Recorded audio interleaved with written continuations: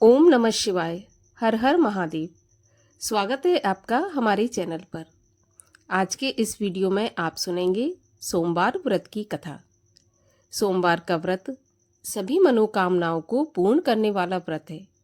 सोमवार का व्रत करने से यदि कुंडली में चंद्रमा की स्थिति खराब है तो स्थिति मजबूत होती है, माता से संबंध सुधरते हैं, साथ ही साथ मन को प्रसन्नता एवं शांति प्राप्त होती है। तो इसी प्रकार की व्रत कथाएं सुनने के लिए और हमसे जुड़े रहने के लिए आपको केवल हमारे चैनल को सब्सक्राइब करना है, बेल आइकन को प्रेस करना है। आज का वीडियो अच्छा लगे तो लाइक करना है और शेयर करना है। तो चलिए अब हम शुरू करते हैं सोमवार व्रत की कथा। एक नगर में एक बहुत धनवान साहूकार रहता था। उसके घर में धन की कमी नहीं थी, परंतु वह बहुत दुखी था क्योंकि उसके कोई पुत्र नहीं था। वह इसी चिंता में दिन रात दुखी रहता था। पुत्र की कामना के लिए वह प्रत्येक सोमवार को शिवजी का व्रत और पूजन भी किया करता था तथा सायंकाल मंदिर जाकर शिवजी के सामने दीपक जलाया करता था। उसके इस भक्ति भाव को देखकर एक समय माता पार्वती ने शिवजी से कहा, महाराज, ये साहूकार आपका अनन्य भक्त है, सदैव आपका व्रत और पूजन बड़ी श्रद्धा से करता है। आपको इसकी मनोकामना अवश्य पूरी करनी चाहिए। शिवजी ने कहा, हे पार्वती, ये संसार कर्म क्षेत्र है। किसान खेत में जैसा बीज बोता है वैसी ही फसल काटता है। उसी तरह मनुष्य इस संसार में जैसा कर्म करते हैं वैसा ही फल भोगते हैं।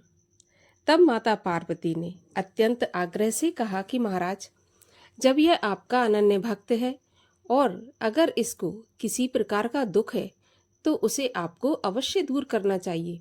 आप तो सदैव अपने भक्तों पर दयालु रहते हैं और उनके दुखों को दूर करते हैं। यदि आप ऐसा नहीं करेंगे तो मनुष्य आपका पूजन और व्रत क्यों करेंगे? माता पार्वती का ऐसा आग्रह देख शिवजी कहने लगे, हे पार्वती, इसके कोई पुत्र नहीं है। इसी चिंता में यह अति दुखी रहता है। इसके भाग्य में पुत्र ना होने पर भी मैं इसको पुत्र प्राप्ति का वरदान देता हूँ, परंतु वह पुत्र केवल 12 वर्ष तक ही जीवित रहेगा। इसके पश्चात उसकी मृत्यु हो जाएगी। इससे अधिक मैं इसके लिए कुछ भी नहीं कर सकता। तब माता पार्वती और भगवान शिव का यह वार्तालाप साहूकार सुन रहा था। इससे उसको ना तो प्रसन्नता हुई और ना ही दुख हुआ। वह पहले की तरह शिवजी का व्रत और पूजन करता रहा। कुछ समय के पश्चात साहूकार की स्त्री गर्भवती हुई और उसके अति सुंदर पुत्र उत्पन्न हुआ। साहूकार के घर में बहुत खुशियां मनाई गई, परंतु साहूकार तो यह जानता था कि उसकी केवल 12 वर्ष की ही आयु है, इसलिए उसने अधिक प्रसन्नता प्रकट नहीं की और न ही किसी को यह बात बताई। जब वह बालक 11 वर्ष का हो गया तो बालक की माता ने उसके पिता से उसका विवाह करने के लिए कहा। साहूकार ने कहा, अभी मैं इसका विवाह नहीं करूंगा, मैं अपने पुत्र को काशी पढ़ने के लिए भेजूंगा। साहूकार ने बालक के मामा को बुलाकर उसको बहुत सा धन देकर कहा, तुम इस बालक को काशी पढ़ने के लिए ले जाओ और रास्ते में जिन जिन स्थानों से भी जाओ, यज्ञ करते, ब्राह्मणों को भोजन कराते तथा दक्षिणा देते हुए जाना। अब दोनों मामा भांजे यज्ञ करते, ब्राह्मणों को भोजन कराते तथा दक्षिणा देते काशी की ओर चल पड़े।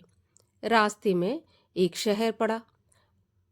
उस शहर में राजा की कन्या का विवाह था, परंतु जो राजकुमार विवाह करने के लिए आया था वह एक आंख से काना था।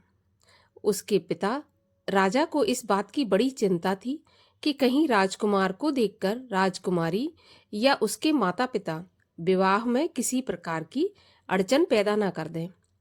जब उसने सेठ के अति सुंदर लड़के को देखा तो मन में विचार किया कि क्यों ना द्वाराचार के समय इस लड़के से वर का काम चलाया जाए। ऐसा मन में विचार करके उस राजकुमार के पिता ने उस लड़के और उसके मामा से इस बारे में बात की तो वे राजी हो गए। फिर उस साहूकार के लड़के को दूल्हे के कपड़े पहनाकर तथा घोड़ी पर बैठाकर कन्या के द्वार पर ले गए। सभी कार्य प्रसन्नता से पूर्ण हो गए। राजकुमार के पिता ने सोचा कि यदि विवाह भी इसी लड़के से करा लिया जाए तो इसमें बुराई क्या है। ऐसा विचार कर लड़के और उसके मामा से कहा कि यदि आप फेरों और कन्यादान के काम को भी पूरा करा दें तो आपकी बड़ी कृपा होगी। मैं इसके बदले आपको बहुत सारा धन दूंगा। दोनों ने इसे खुशी खुशी स्वीकार कर लिया। विवाह कार्य अच्छी तरह से संपन्न हो गया। सेठ का पुत्र जिस समय जाने लगा तो उसने राजकुमारी की चुंदरी के पल्ले पर लिख दिया कि तुम्हारा विवाह मेरे साथ हुआ है, परंतु जिस राजकुमार के साथ तुम विदा होगी वह एक आंख से काना है और मैं काशी पढ़ने जा रहा हूँ। सेठ के लड़के के जाने के बाद राजकुमारी ने जब चुंदड़ी पर ऐसा लिखा देखा तो उसने काने राजकुमार के साथ जाने से मना कर दिया। उसने अपने माता पिता को सारी बात बता दी और कहा कि यह मेरा पति नहीं है, मेरा विवाह इसके साथ नहीं हुआ और जिसके साथ मेरा विवाह हुआ है वह तो काशी पढ़ने गया है। राजकुमारी के माता पिता ने अपनी कन्या को विदा नहीं किया और बारात वापस चली गई। उधर सेठ का लड़का और उसका मामा काशी पहुंच गए। वहां जाकर उन्होंने यज्ञ करना और लड़के ने पढ़ना शुरू कर दिया। जब लड़के की आयु 12 साल की हो गई, उस दिन उन्होंने यज्ञ रच रखा था। लड़के ने अपने मामा से कहा, मामा जी, आज मेरी तबीयत कुछ ठीक नहीं है। तब मामा ने कहा कि अंदर जाकर सो जाओ। लड़का अंदर जाकर सो गया और थोड़ी ही देर में उसके प्राण निकल गए। जब उसके मामा ने आकर देखा कि उसका भांजा मरा पड़ा है तो उसको बड़ा दुख हुआ। उसने सोचा कि अगर मैं अभी रोना पीटना मचा दूंगा तो यज्ञ का कार्य अधूरा रह जाएगा। अतः उसने जल्दी से यज्ञ का कार्य समाप्त करवाकर ब्राह्मणों के जाने के बाद रोना पीटना शुरू कर दिया। संयोगवश उसी समय शिव पार्वती उधर से जा रहे थे। जब उन्होंने जोर जोर से रोने की आवाज सुनी तो पार्वती जी कहने लगी, महाराज, कोई दुखिया रो रहा है, इसके कष्ट को दूर कीजिए। जब शिव पार्वती वहां पहुंचे तो उन्होंने पाया कि वहां पर एक लड़का मरा पड़ा था। तब माता पार्वती कहने लगी कि प्रभु, यह तो वही सेठ का लड़का है जो आपके वरदान से उत्पन्न हुआ था। शिवजी ने कहा, पार्वती, इसकी आयु इतनी ही थी और यह अपनी आयु भोग चुका। तब पार्वती जी ने कहा कि महाराज, इस बालक को कुछ आयु और दे दो, नहीं तो इसके माता पिता तड़प तड़प कर मर जाएंगे। माता पार्वती के बार बार आग्रह करने पर शिवजी ने उसको जीवन का वरदान दे दिया और शिवजी की कृपा से वह लड़का जीवित हो गया। शिवजी और पार्वती कैलाश पर्वत पर चले गए। इधर शिक्षा पूरी होने पर वह लड़का और उसका मामा उसी प्रकार से यज्ञ करते, ब्राह्मणों को भोजन कराते तथा दक्षिणा देते हुए अपने घर की ओर चल पड़े। रास्ते में उसी शहर में आए जहां उस लड़के का वहां की राजकुमारी के साथ विवाह हुआ था। वहां आकर उन्होंने यज्ञ आरंभ कर दिया। उस लड़के के ससुर वहां के राजा ने उसको पहचान लिया और महल में ले जाकर उसकी बहुत आव भगत की। फिर बहुत से दास दासियों सहित आदर पूर्वक अपनी राजकुमारी और जमाई राजा को विदा कर दिया। जब वे अपने नगर के निकट आए तो मामा ने कहा कि मैं पहले तुम्हारे घर जाकर तुम्हारे माता पिता को खबर करके आता हूँ। जब उस लड़के का मामा घर पहुंचा तो वो क्या देखता है कि लड़के के माता पिता घर की छत पर बैठे थे। उन्होंने ये प्रण कर रखा था कि यदि हमारा पुत्र कुशलता से लौट आया तो हम राजी खुशी नीचे आ जाएंगे, नहीं तो छत से कूदकर अपने प्राण दे देंगे। उस लड़के के मामा ने आकर जब यह समाचार दिया कि आपका पुत्र आ गया है, तब उनको विश्वास नहीं हुआ। तब मामा ने शपथ पूर्वक कहा कि आपका पुत्र अपनी पत्नी तथा बहुत सारा धन साथ लेकर आया है। तो फिर सेठ प्रसन्नता से भर उठा। सेठ सेठानी आनंदपूर्वक नीचे आए। बाहर आकर उन्होंने अपने पुत्र तथा उसकी पत्नी का भरपूर स्वागत किया और सभी प्रसन्नता के साथ रहने लगे। तो जो भी कोई सोमवार के व्रत को धारण करता है अथवा इस कथा को पढ़ता या सुनता है, उसके सब दुख दूर होकर उसकी समस्त मनोकामनाएं पूर्ण होती हैं तथा इस लोक में नाना प्रकार के सुख भोग कर अंत में सदा शिव के लोक को प्राप्त होता है। बोलिए शिव जी महाराज की जय।